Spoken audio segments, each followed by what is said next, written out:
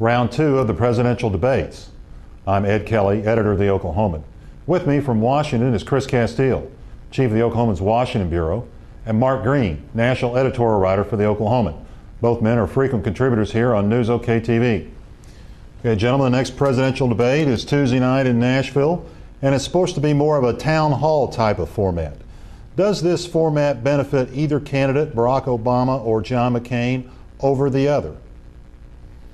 Well, I think it's more helpful to Senator McCain than it is to Senator Obama. I mean, Senator McCain, it's not his strength to stand behind a podium and speak, although I thought he did really quite well in the first debate. But given a canned speech, for example, he seems stiff and actually even sometimes kind of angry when he gives his speeches that way. And to untether him from the podium and to just let him wander around and speak to people directly, I think will help him a lot. He's really good at that. And which is not to say that Senator Obama is not. I mean, Obama is loose; he can be conversational, but I think it's really a better format for Senator McCain than the conventional format. Okay.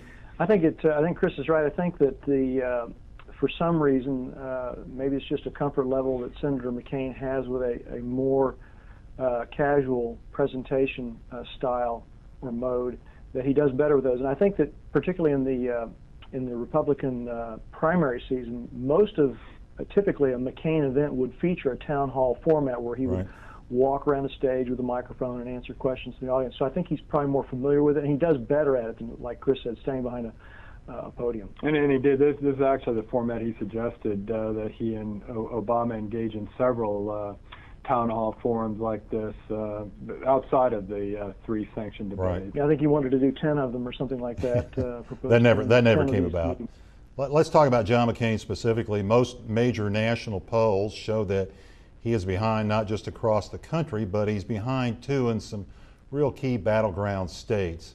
What will he need to do to try to close the gap over the next 30 days?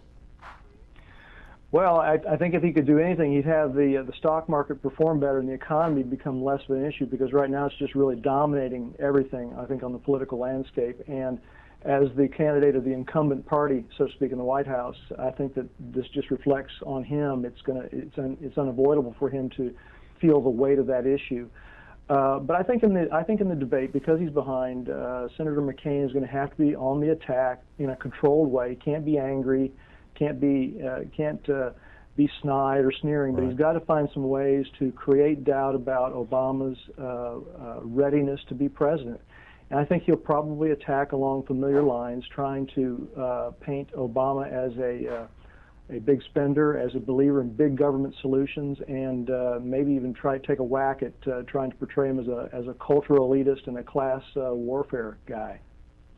Yeah, I hate to use the cliche of vision, but I think at this point, with everything that's happening in the economy, and in these times where there's so much uncertainty in the economy, and of course we're involved in 2 wars, that really what Senator McCain has to do is somehow articulate what he sees, how he sees leading the country through some pretty uncertain times right now. I mean, if he has to just come out and say, look, I developed my tax plan, my economic plan a year and a half ago before a lot of this stuff happened.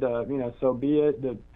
His health care plan, whatever. Not that he said that he needs to say he's going to scrap it, but he just has to give some kind of overarching message, I think, about how his experience can still bring change. I mean, that seems to be what he's trying to get at, but I'm not sure that he's articulated in a way that makes people feel comfortable. People latched onto that change issue, and that which is helping Obama in the kind of times we're in right now.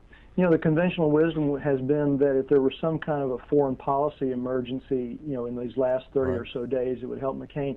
McCain might be able to, as Chris said, parlay an economic crisis into a reason for his experience to be chosen over Obama. I think it's going to be a tough sell, but it's really the only shot he's got.